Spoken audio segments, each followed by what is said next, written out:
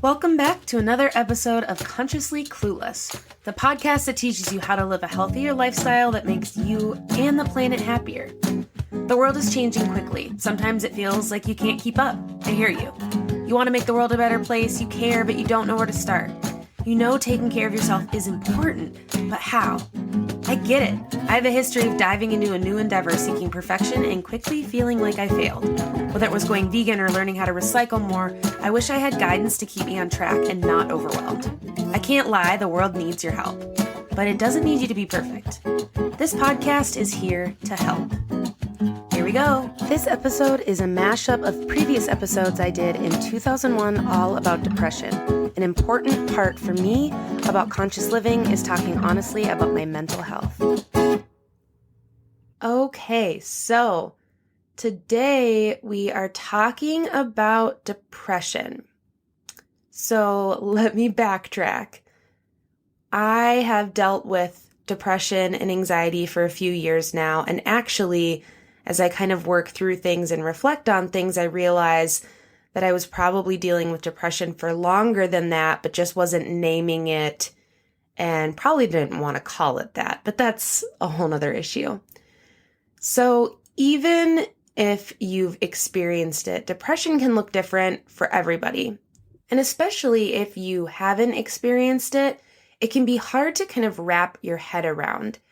Even with all the work I did in my past and present, working as an advocate, working as a advocate for survivors of dating violence and sexual assault and all of that, it doesn't matter. If you haven't experienced it directly, it is a little bit of a disconnect, and that's not good or bad, but that just is. It's hard to explain to someone who hasn't totally dealt with it. It's hard for me to even explain because I thought I was really with it and on top of it, and until I actually experienced it, I realized that I didn't totally grasp it.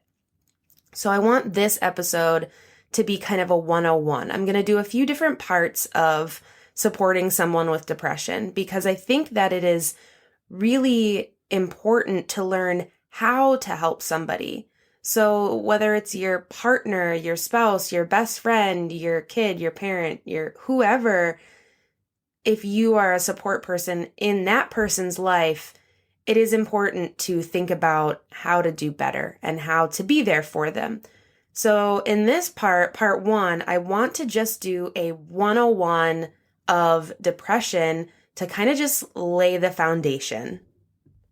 So I have a Mayo Clinic article that I'm looking at right now that I'm using and that I'll put in the show notes.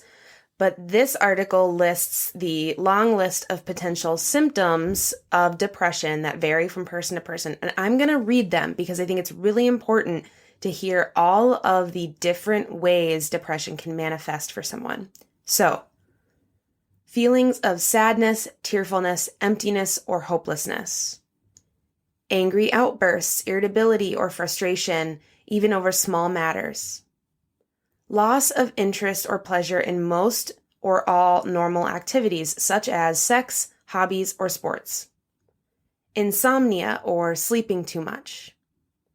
Tiredness and lack of energy, so even small tasks take extra effort. Changes in appetite, reduced appetite and weight loss, or increased cravings for food and weight gain. Anxiety, agitation, or restlessness. Slowed thinking, speaking, or body movements.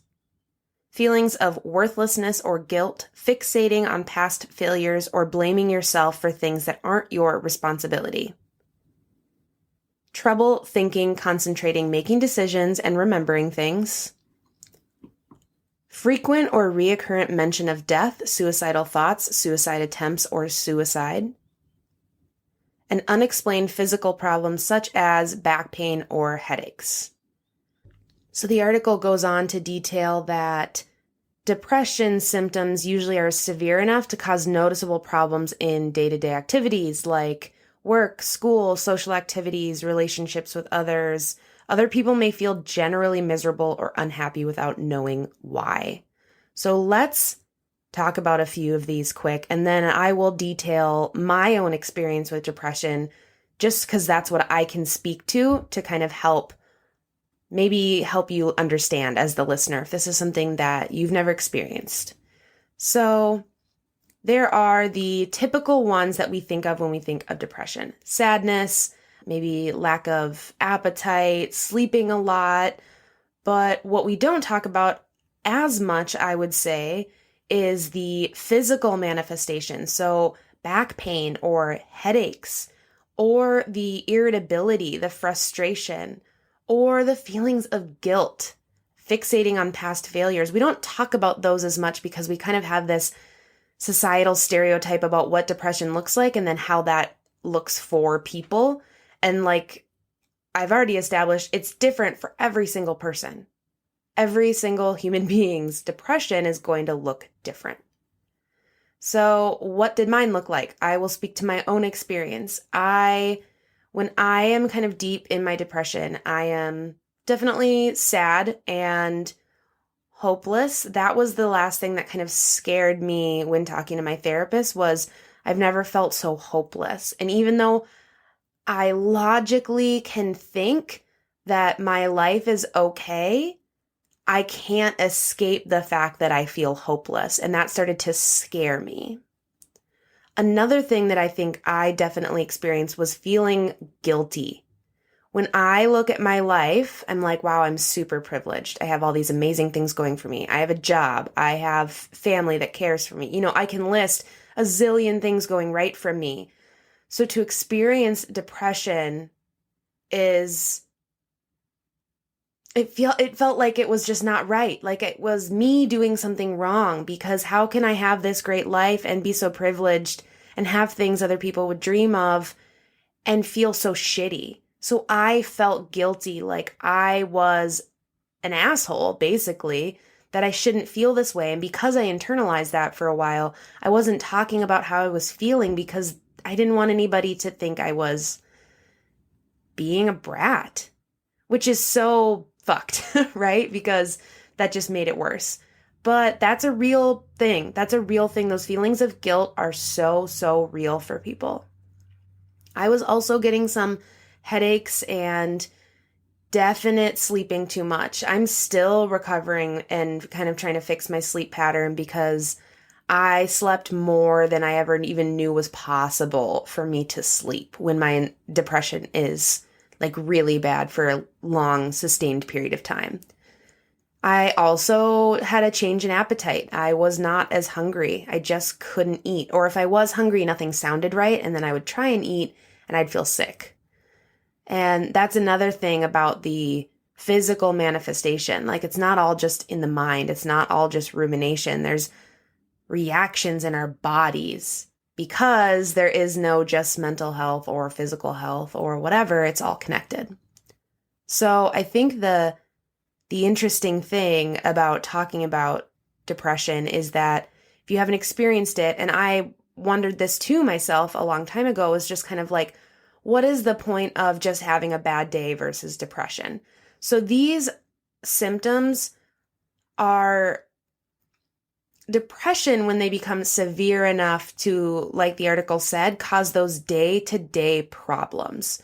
So it's one thing to have a bad day. Like, let's just say everything in your day goes wrong. You're feeling really shitty and you're like, I just want to go to bed. This day is dumb. That's one thing. We all have bad days. When that's sustained, when you can't get out of that, when those thought patterns are so intrusive that you can't not feel hopeless, and when you can't not feel guilty, or when you start to feel suicidal, or when you're not eating, or you're not moving your body like you do, like when the things are sustained, it's not just a bad day, but bad days turn into bad weeks and bad months. That is when it turns into depression. That is what happened for me. It was just like, I'm not just having multiple bad days in a row. I'm down for the count here. And I think that's really important to remember too, because some people minimize the symptoms of depression. Like, well, yeah, I have a loss of interest in my favorite hobby or sex. Like that just happened to me last week. Like, okay, but did that sustain itself then? And did you still feel a loss of interest? It's that sustained thing. It's not just a bad day. And that's really important. So that is kind of the overview of what depression is. Obviously, I could talk about a million more things and go into things much deeper, but I want to do a few different short episodes here. I want to do one about ways to help someone, things not to say, because I think that's really important, and also how to help yourself or encourage ways of growth and healing if you yourself are experiencing depression as well. So we'll get to all of that, but this is just part one. So let me know what you think, and I will share part two shortly. And if you are experiencing depression or need support, please, please, please reach out to loved ones or to a therapist or a hotline or whatever it is. You deserve that help. So, in today's episode, it is part two of the Depression 101 conversation, let's say, that I started with the last episode. So if you haven't, go listen to part one of Depression 101. That is just kind of the overview of what depression is. That might help. If you haven't listened to that, that's okay too, because today we are going to talk about things not to do to support someone with depression. And I want to start here because it's just a good place to start. Next episode, I'll talk about what to do, but let's get these things out of the way first. So, first of all, before I get into this list, if you have done any of these things that is on this what not to do to help someone with depression, if you have done any of these things, it is okay. You most likely did not mean to do something that wasn't helpful. Oftentimes, these things on this what not to do list that we're going to go through are coming from a really good place, from a really good intention of just trying to help someone. But especially if you haven't experienced it yourself, you don't realize that these things don't land exactly how you intend them to with someone with depression. So it's okay. I don't want you to walk away from this episode and feel guilty or feel like you're a shitty person. I've done some of these things. I've done some of these things in the past, and I'm someone who's dealt with depression. So it's okay. You might do these things in the future, but hopefully listening to this list and talking about this will kind of keep it on your radar or help you understand why they're not as useful as it may seem. So let's dive in. I have another article that I'm using that I'll share in the show notes. That's just like a really good jumping off point. So things not to do. And this list I really liked, which is why I'm using it, and I'll share some of them on this list because it just really rang true with me that these things were like, no, thank you. So number one is don't take things personally. I'm going to read that again. Number one, do not take things personally. Y'all, this is hard. This is hard in life, but this is especially hard if you have a partner going through depression. I know that was hard in my last relationship. If you have a really close friend or a family member, this one is really hard when it's someone that you are in some sort of relationship with, whether romantic or familial or friendship or whatever. This little section, I'm going to read you this because it's so poignant. Quote, your friend's depression isn't your fault, just as it's not their fault. Try not to let it get to you if they seem to lash out at you in anger or frustration. Keep canceling plans, forget to follow up, or don't do much of anything. You might at some point need a break from your friend. It's okay to space yourself out if you are emotionally drained. It's also important to avoid blaming your friend or saying things that might contribute to their negative feelings. So you can talk to another supportive person in your life or consider talking to a therapist even about how to support them. So that is really, really important. It is so hard to explain to someone you're close to that it's not their fault. It is not their fault. When I was really kind of struggling the most with my depression, I think it was really hard for my partner to not internalize that. It was really hard for my partner in my past relationship to not think it was their fault. And it makes sense now that I'm out of it and look back, because it looks like you're being triggered by them. But really, it's just because you're around that person the most. So these things are going to come out in front of them more often. So don't take things personally. I know that's really hard, but just keep that one top of mind. Number 2, don't try to fix them. Woo! Don't try to fix them. This one is hard for me personally as a support person, because I want to soak up people's pain. I hate people being in pain. But trying to fix someone else, especially when you're in a close relationship with them, that's not your job. Your job is support, but you can't fix them or try and fix them. That is, it's just not healthy for you or for them. And you might say like, well, just do this or just do this. Just stop thinking about sad things. That was an example from this article. And yeah, you can talk to them and ask what helps or how can I be supportive, but telling them what to do and trying to just kind of fix it quickly is not going to work. And it's probably going to make that person feel worse when those pieces of advice don't fix them. So, good segue into number 3, don't give advice. I want to expand on a little bit more about this because I think this can be tricky. You can encourage positive change, but trying to tell people exactly what to do is not necessarily going to help. Again, I think this is really tied to number 2. It's not your job to fix them. So you can give advice. I think I would change this one a little bit. You can give advice if that person is open to hearing it. I think it's nice to be like, hey, I had some thoughts about something you shared with me about where you're at. Is that okay to share with you? That's one thing. But just starting to throw all these I know how to fix it. Again, this one's hard for me personally to be supportive because I am like, what about eating this? What about working out? Blah, blah, blah, blah, blah, blah, blah. But that is only helpful if they are looking for it. Number 4, don't minimize or compare their experience. Woo! Don't minimize or compare their experience. Yes, this is not just a bad day. So as I talked about in the first one, it's different if you have a bad day and you're low and we all have those shitty days where you're like, I'm done, I'm going to bed, this shit is dumb. This is different. This is prolonged. This is a sustained period of time that you're drowning in depression.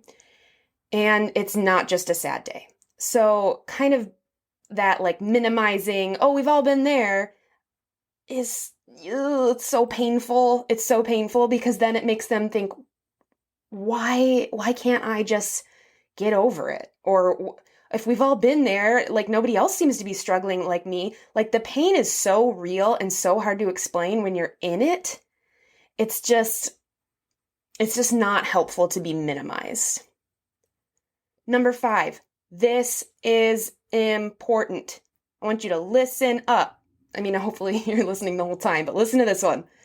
Don't take a stance on medication. Don't take a stance on medication. You can have a personal stance on medication, but you don't get to have a stance on medication for that person. For a very long time, I never would have thought I would have ever been on antidepressants. Ever, ever, ever, ever, ever. I was in therapy. I was doing all these other natural remedies, blah, blah, blah, blah, blah, blah, blah. And I tanked so hard that I had to start antidepressants. And I am so grateful that I did. I don't think I'll be on them forever. I'm actually looking into lowering my dose right now.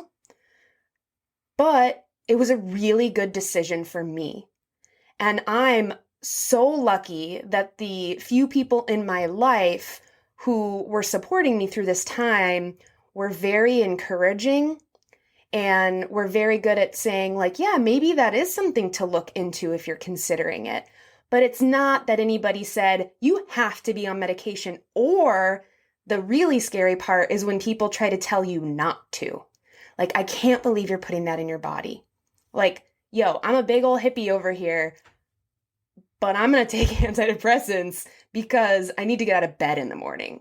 So telling someone that they shouldn't be doing that, just don't. Absolutely don't do that. If they have questions and they want your opinion, again, this comes back to if they are asking you for your opinion, you talk about your stance, but make sure it's very clear that that's where you're at. That's not where they need to be at, because those are two very, very different things. So those are 5 really important what not to do when you're supporting someone. And, it's easy to just read off a list of 5 things, but these are really important. These are really important and could help or hinder that relationship you have with someone dealing with depression. And it could also really benefit them in the long run for you being supportive and not, what all of these kind of come down to is you not internalizing that anything about the situation is your fault. As the support person, it's just not your fault. And then the second kind of overview of all these points is that it's not your job to fix them. It is not your job to fix them or shame them or tell them what to do. You can only be there. There's these memes or images or, I don't know, things on the internet. I feel really old for how I just described that. I think it's a meme. Anyway, there's this image that I really love, and it's of a person sitting down and they look sad, and maybe there's a cloud over them or something, and someone walks up in the scene and asks what they can do, and they just sit down next to them. So it's not trying to pull them up or be happy, force this. You sit down with that person where they're at. That is crucial, absolutely crucial, because they're going to trust you to lean on you because you're just there. Physically, emotionally, mentally, whatever it is. If you're just there, those people for me made the biggest difference. I don't even know how to describe how important that was to me. So I hope this helps. I hope this gives you some tips on what not to do when supporting someone. Now that we've kind of got those things out of the way, next week, the episode will be all about what to do. So how do you support someone who's going through this? We know what not to do. Now, what do we do? Hey there, it's me. If you're digging this conversation so far around conscious living in this episode, and you're feeling inspired to make change, that's literally why I'm here. If you want sustainable ways to be sustainable, you hear eco-friendly or green and wonder if you're doing it right. You want to make your diet more earth-friendly by going vegan. You want to live a more connected life, but you're not even sure what that means. No judgment. It is possible to feel excited about making changes to make a difference in the world every single day with your choices, to go vegan and stay vegan without feeling like you're missing anything, or to learn how to make good choices for the planet without feeling stressed. I help folks who are ready to make changes in their life that support their health and the world around them through supportive coaching, practical education, and steps that make you enjoy the process. If that's you, email me at consciouslycarly@gmail.com and let's chat. Back to the episode. Today, since we did the what not to do, today is about the what to do. So the things that are maybe triggering or not helpful or just not really going to get you anywhere in supporting somebody dealing with depression. So if you know what not to do, what do you do? And that is what I am going to talk about today. So again, I'm using a couple of articles to guide this discussion because I think it's helpful, and I'll put them in the show notes as well. One thing I wanted to start with when how to support someone with depression is learning about it. Learning about what depression is. Because it is a wild thing to try and wrap your mind around if you haven't experienced it. So if you are a support person in someone's life, or you want to better understand what maybe a family member or a friend is dealing with, just learning a little bit about what depression actually is, which I think you're doing by listening to this episode, and I appreciate that, that can be helpful in understanding how to move forward in being supportive to someone. So that's number one. Learn about what depression is. And the resources I'm sharing in the show notes, I think, will be a good place to start. So that is number one. Number two, I'm going back and forth between two lists here and kind of putting together the things I think is really useful. So listen. Listening is a lost art. And I think that it's really important to listen without going into fix-it mode, which we talked about a little bit last week. Just listening to their experience if they're willing to share and engaging, asking for more information, validating their feelings. Wow, that sounds really difficult. And just showing empathy can make someone feel like they're not alone. Help them find support. This is really crucial. So you don't have to tell them what to do. But it is nice to hear, hey, if you need help finding support that I can't give, or you're a little nervous to do that, I'll help you with that. I can do some research. If that is something you can offer, that is really, really, really important to encourage them to find support and to help them do that. Because it is intimidating at first if you've never worked with a therapist or a doctor, or you need to think about medication or whatever it is, or whoever you're going to talk to. It's kind of hard to know where to start, especially when you're in the thick of it. A really important one that's on this list is about taking care of yourself. This is a really good reminder for me as someone who wants to just suck up everybody else's pain. You have to set boundaries. So when you're supporting someone who's dealing with a lot, remembering to take care of yourself in that you can't fix everything for them. So taking care of yourself is a good way to keep yourself healthy, and also for them to not see you as the savior, because that's not your role. And that's a dangerous place to get into. Offer to help with everyday tasks. This is really, really nice. Instead of saying, let me know if there's anything I can do, which is such a good phrase, right? Let me know if there's anything I can do. That feels really helpful. But if you're waiting for someone with depression to reach out and ask for help, you might be waiting for a while. So what do you most need help with today?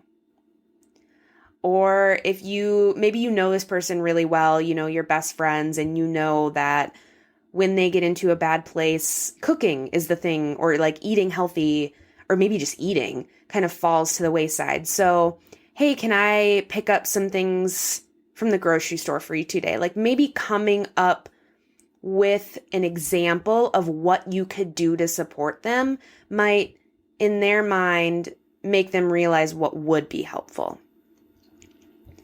Extend loose invitations. That is another really crucial thing. When I was kind of in the thick of a really heavy kind of downward place, it was really hard to make plans.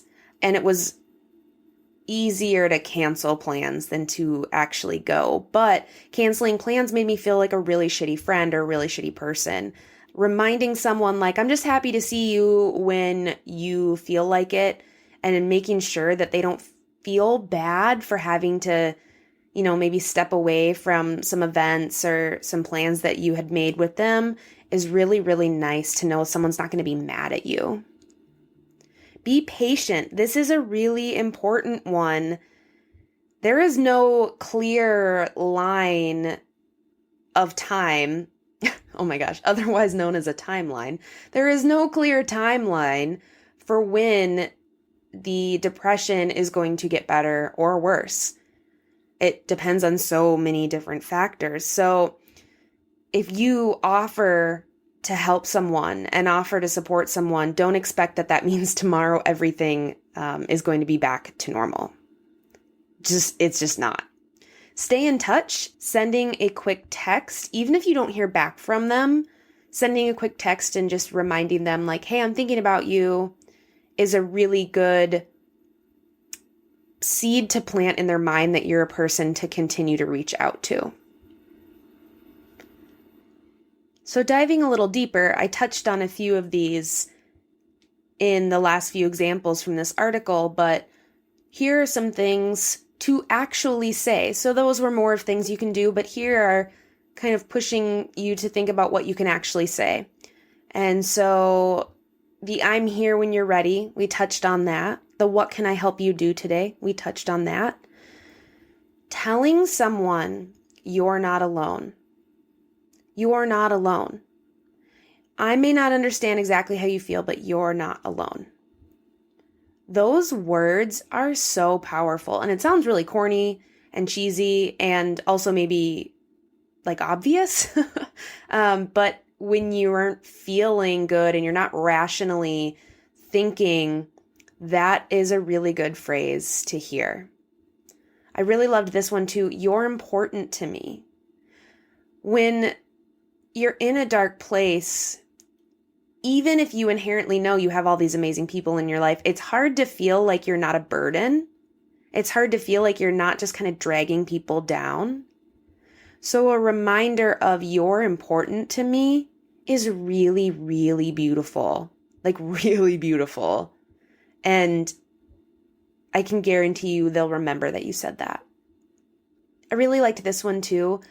Asking someone, how are you coping? So saying, wow, that sounds like really hard. If someone is telling you how they've been doing and actually discloses that they're not doing well, how are you coping? Asking that question can not only open up more of a conversation, but it might make them think about how they are coping. Maybe they haven't even really thought about that, or maybe they're really not doing anything, and that becomes apparent when you ask that question, and then you can be there for them to help brainstorm ways to cope, which is a really, really nice thing to do with someone. I think another one is just that reminder of telling someone like, I'm here when you're ready to talk about it. Because it's not always the first thing we want to disclose to someone, even our closest friends. We don't want to talk about struggling or feeling bad. So just reminding people like, yep, we don't have to talk about it right now, but I'm very interested to hear about that.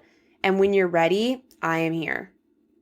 That just extends that invitation. So if they're not ready in that space right then in that moment, they know that you're a person that you can count on you. Like that's someone you can go to in the future because you laid that groundwork. And that's really, really cool. I always remember when I was working as an advocate for survivors of sexual assault and dating violence, how survivors would talk about how they remember the people that like years previously said, I'm still here. I believe you. Let me know when you need to talk. And even though they might not have taken them up on it in that moment, they remembered those people years later as people that were safe. So if you can lay that foundation, if you are willing and healthy enough yourself to be a support person for someone who's dealing with depression, it's really great to put that out there so that foundation is made. And so that that person can stand on that later on when they're feeling a little more able to. And I think overall, the most important message is just coming from a place of non-judgment. Because let me tell you, if someone is dealing with depression, they are already feeling shitty enough and judging themselves. I felt so terrible. I had this consciousness that I'm privileged. My life is fine. I have so many great things going for me. Like I had all that, but there was something on this chemical level that wouldn't let me fully feel how good that feels. And I needed support in that. So even though I knew that I had a lot of things going for me, I just felt like I couldn't care and I couldn't appreciate them. And then that made me feel guilty. That made me feel shitty. What is wrong with me? I am so lucky. Why can't I enjoy it and see it? And now I realize that there are factors outside of my control that made me feel that way. But I was already making myself feel guilty enough. So anything you can do to take that shame out of that is going to make that person feel so, so supported. And that is another really crucial thing to keep in mind. And I just want to remind you that these tips and these lists and these articles, they're there if you're able to support someone. Going back to that taking care of yourself and setting boundaries, remember that you can do this if you're in a place to do this. But if you're dealing with this yourself, dealing with depression and navigating that, which I'm going to talk more about how to support yourself in next week's episode. But if that's something you're doing, remember, you don't have to be the savior for everybody else. Worry about getting yourself to a really stable place, and then you can use what you learned to help others. And today, I just wanted to talk a little bit about taking care of yourself if you are dealing with depression or have in the past and want to think about how to deal with it in the future. So one thing I need to say, I am not a licensed therapist or anything of the sort. I am someone talking through my lived experience and through various positions in life that I've had to help people with trauma and that type of thing. So it's kind of a conglomeration of all of my knowledge, but I am not a therapist. So I want that to be said and to be known. So speaking of therapy, that is the number one thing I would think about if you have struggled with depression in the past and you have not sought out outside help. Now, is therapy going to fix everything? No, absolutely not. Is therapy the only way to deal with depression? Again, absolutely not. Is therapy not accessible to certain people? Yes, and that's a huge freaking problem. However, if you can, and if you have access to, I really encourage you to reach out. Something I realized that I did in the past was move through depressive episodes. And when I was feeling better and someone would talk about therapy or I would think about therapy, it would feel silly because I felt better. So why go to a therapist when you feel better, right? I ended up going to therapy when I had a complete breakdown, complete breakdown. I was scaring myself. And I started therapy that way. And I'm really glad I did. And I still go to this day. That was a couple years ago when I started. And it has been a complete game changer because it is a space where I don't have to take care of anybody but myself. I get to be fully honest. And I'm given tools to help move through some of these things that sometimes seem like they're impossible. That is the best part about going to therapy is getting these tools that, even if you suggest them to somebody else, you have a hard time wrapping your head around them yourself. So that is kind of like my number one. I wish I could make therapy accessible to everyone because I think it would make the world a better place. I know that sounds silly, but when you deal with your shit and your trauma and your past, man, does life get a little bit easier. So if you can, that is my first suggestion. If you want to just work some stuff out. So that being said, let's say that you are starting to kind of fall into that pit of depression and you are trying to gather tools and gather ways to move through it maybe a little easier. When I have mentioned to my therapist in the past, I'm worried winter is coming. I'm worried that I'm going to kind of crash again.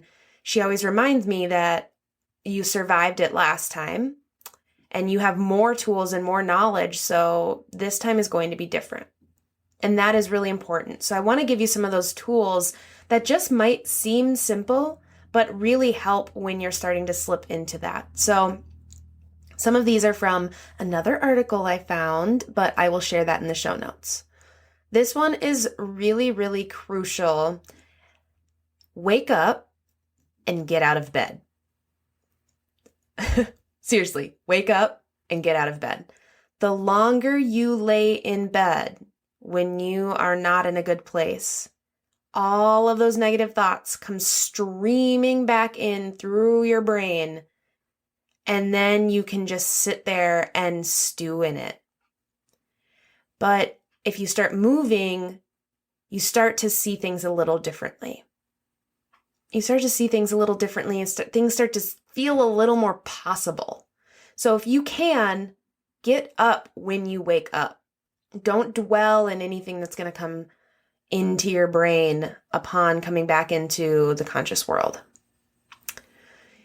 If you are someone who struggles in the mornings, and let's say you are going to lay in bed for a minute, have a book handy or a journal or something you can do that is a way to kind of set up your day so you don't sit in those thoughts. So maybe if those thoughts are becoming really intrusive and overwhelming, maybe you just journal them and write them all out.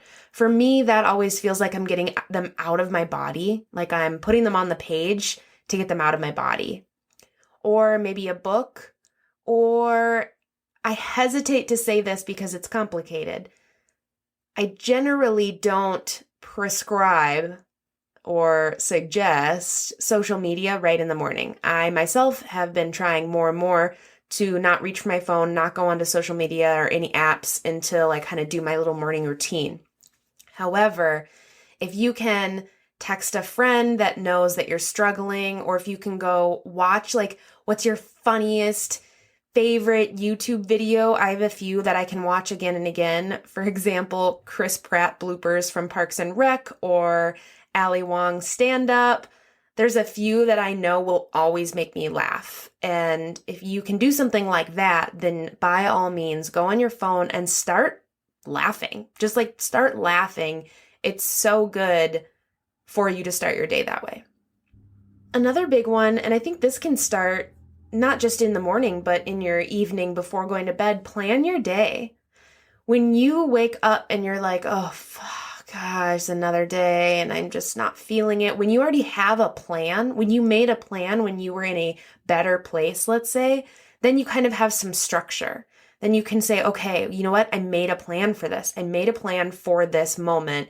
And then you're not stewing again in those negative thoughts. Even if it's like you put on your calendar, eat breakfast, walk the dog, whatever it is, have things on your calendar that alert you to, I have things to do today. I have a difference to make today. This is another big one, being clean. Now, I am kind of a neat freak in some ways, but I could tell things weren't going well when I stopped doing the dishes for a while. And I'm not just talking like, you leave a dish and then you run to your next activity or whatever it is. I mean, like leaving piled up dishes, because if anyone knows me, that's like my biggest trigger. I hate doing the dishes. I hate a sink of dirty dishes. When I was doing that, it kind of hit me like, oh, wow, I'm really not feeling it today because the kitchen is a mess. If you can keep your place somewhat organized, it can make your mind feel a little more organized. And clean yourself. Take a bath, take a shower. Give yourself 5 minutes of taking care of your body. Get like the best smelling body wash you've ever smelled that just makes you like, every time you use it in the shower. Something like that where you look forward to it. So more taking care of yourself, feeding yourself well. Now, of course, my thoughts are a plant-based diet is the best way to take care of yourself. So if you can get lots of fruits and veggies and whole foods, protein in, or even just like a good meal, like start with a good meal, anything, that is a great start. Again, you are showing yourself that you are worth taking care of. And it just makes you feel better. And we need a lot of the nutrients in whole foods. So those contribute to our brains functioning, to our tiredness, to our alertness if we're getting good rounded meals. Find another human, whether through text, through call, through going for a walk, that gets you and that understands you and that is not going to be afraid if you say something like, I'm really having an off day. I have a friend who, no matter what I say, I know she won't be freaked out. I know that, I have a few friends like this. I feel very fortunate. But we have to have at least one person in our life that we can say, I think I'm feeling depressed. And that is not going to scare them.